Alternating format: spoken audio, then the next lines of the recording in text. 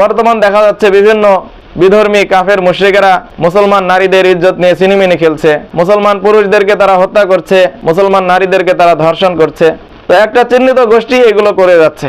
তো তাদের সাথে মহব্বত রাখা, তাদের সাথে ভালোবাসা রাখা বা যে কোনো বিষয়ে তাদেরকে অভিভাবক গ্রহণ করা থেকে আমাদেরকে অবশ্যই বিরত থাকতে হবে। নাহমাদুহু ওয়া নুসাল্লি আলা রাসূলিহিল কারীম, আম্মা বাদ। আল্লাহ রাব্বুল আলামিন আমাদেরকে পৃথিবীতে পাঠিয়েছেন। আমরা মানুষ, আমরা সামাজিক জীব, আমরা সামাজিকভাবেই বসবাস করি।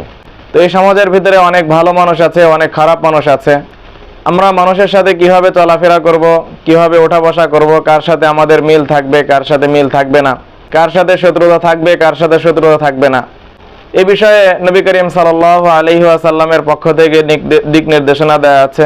আল্লাহ রাব্বুল আলামিনের পক্ষ থেকেও দিক নির্দেশনা দেয়া আছে যে আমরা কাদেরকে বন্ধু হিসাবে গ্রহণ করব, কাদেরকে অভিভাবক হিসাবে গ্রহণ করতে পারবো, আর কাদেরকে বন্ধু হিসাবে গ্রহণ করব না, কাদেরকে অভিভাবক হিসাবে গ্রহণ করতে পারবো না, এই বিষয়গুলো কোরআন হাদিসের মধ্যে স্পষ্ট বর্ণিত আছে।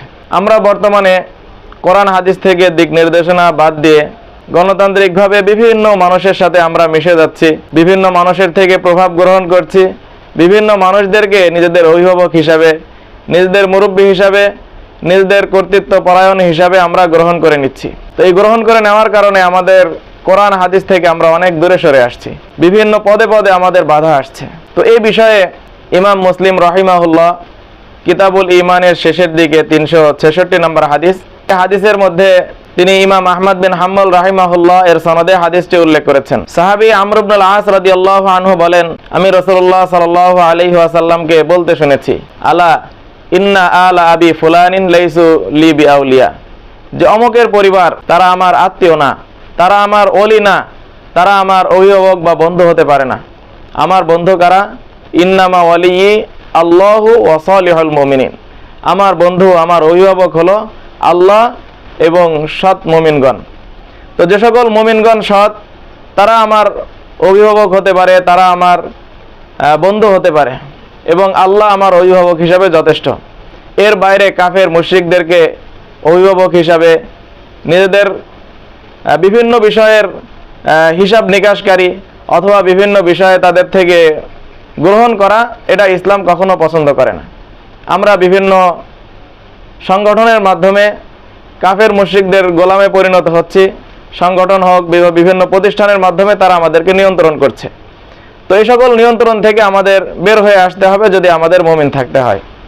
এই বিষয়ে আল্লাহ রাব্বুল আলামিন কোরআনুল কারীমের মধ্যে ইরশাদ করেছেন। সূরা আলে ইমরানের 28 নম্বর আয়াতের মধ্যে আল্লাহ রাব্বুল আলামিন বলেন, লা ইয়াত্তাখিযুল মুমিনুনাল কাফিরিনা আউলিয়া, মুমিনরা কাফেরদের যেন অভিভাবক হিসাবে গ্রহণ না করে, মিন দুনিল মুমিনিন, মুমিনদেরকে বাদ দিয়ে। ওয়া মান ইয়াফআল যালিকা ফালাইসা মিনাল্লাহি ফি শাই, আর যে ব্যক্তি মুমিনদেরকে বাদ দিয়ে কাফেরদেরকে বন্ধু হিসাবে বা অভিভাবক হিসাবে গ্রহণ করবে, সে আল্লাহর যে ওয়াদা আছে সে ওয়াদা সে পাবে না, সে মুমিন হিসাবে থাকবে না। ইল্লা আন তাত্তাকু মিনহুম তুকাতা, তবে যদি তোমরা নিজেদেরকে বাঁচানোর লক্ষ্যে যদি তাদেরকে বন্ধু হিসাবে গ্রহণ করো বাহ্যিকভাবে, কিন্তু অন্তরে যদি তাদেরকে বন্ধু বা অভিভাবক হিসাবে গ্রহণ না করা হয়, তাহলে সমস্যা নেই। সূরা আলে ইমরানের 144 নম্বর আয়াতে মহান রব্বুল আলামিন বলেন, ইয়া আইয়ুহাল্লাযীনা আমানু লা তাত্তাখিযুল কাফিরিনা আউলিয়া মিন দুনিল মুমিনিন, হে মুমিনগণ, তোমরা মুমিনদেরকে বাদ দিয়ে কাফেরদেরকে বন্ধু এবং অভিভাবক হিসাবে গ্রহণ করো না। আতুরিদুনা আন তাজআলু লিল্লাহি আলাইকুম সুলতানাম মুবিনা, তোমরা কি চাচ্ছ যে আল্লাহ তোমাদের উপরে স্পষ্ট দলিল পাক যে তোমরা মুমিনদেরকে বাদ দিয়ে কাফেরদেরকে বন্ধু হিসাবে গ্রহণ করেছো। সূরা মাইদার 51 নম্বর আয়াতেও এই বিষয়টি আল্লাহ রাব্বুল আলামিন স্পষ্ট করেছেন, ইয়া আইয়ুহাল্লাযীনা আমানু লা তাত্তাখিযুল ইয়াহুদা ওয়ান নাসারা আউলিয়া, হে মুমিনগণ, তোমরা ইহুদি এবং নাসারা তাদেরকে অভিভাবক হিসাবে গ্রহণ করো না।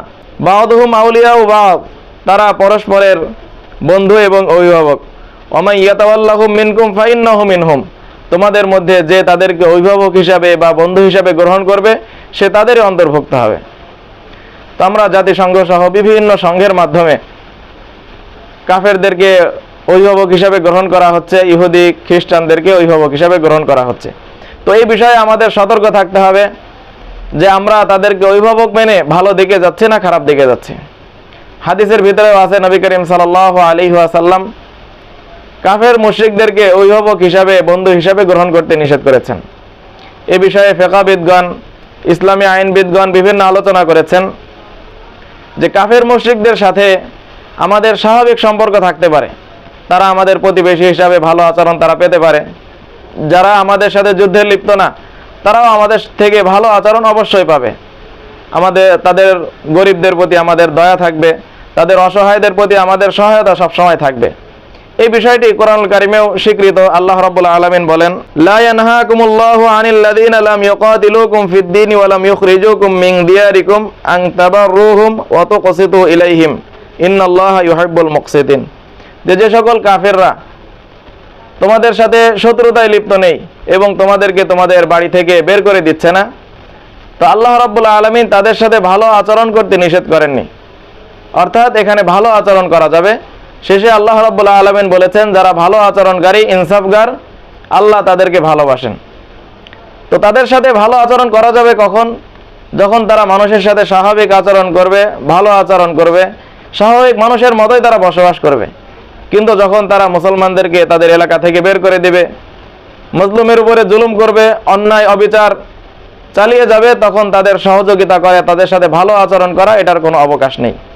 বর্তমান দেখা যাচ্ছে বিভিন্ন বিধর্মী কাফের মুশরিকেরা মুসলমান নারীদের ইজ্জত নিয়ে ছিনিমিনি খেলছে, মুসলমান পুরুষদেরকে তারা হত্যা করছে, মুসলমান নারীদেরকে তারা ধর্ষণ করছে। তো একটা চিহ্নিত গোষ্ঠী এগুলো করে যাচ্ছে। তো তাদের সাথে মহাব্বত রাখা, তাদের সাথে ভালোবাসা রাখা বা যে কোনো বিষয়ে তাদেরকে অভিভাবক গ্রহণ করা থেকে আমাদেরকে অবশ্যই বিরত থাকতে হবে। আমাদের মুমিনদের প্রতি দয়াশীল হতে হবে। আমাদের একজন মুমিন ভাইকেই হত্যা করা হচ্ছে বা তার উপর নির্যাতন করা হচ্ছে, এই বিষয়ে আমাদেরকে অবশ্যই তাদের পাশে দাঁড়াতে হবে এবং সহযোগিতা করতে হবে। আল্লাহ রাব্বুল আলামিন আমাদেরকে তৌফিক দান করুন, আমরা যেন মুমিনরা ভাই ভাই হয়ে থাকতে পারি, মুমিনদের সহযোগিতা করতে পারি এবং মুমিনদের বিপক্ষে যে কোনো কাফেরদের সহযোগিতা যেন আমরা না করি। আল্লাহ রাব্বুল আলামিন আমাদের সবাইকে কবুল করুন। আমিন ওয়া আখিরু দাওয়ানা আলহামদুলিল্লাহি রাব্বিল আলামিন।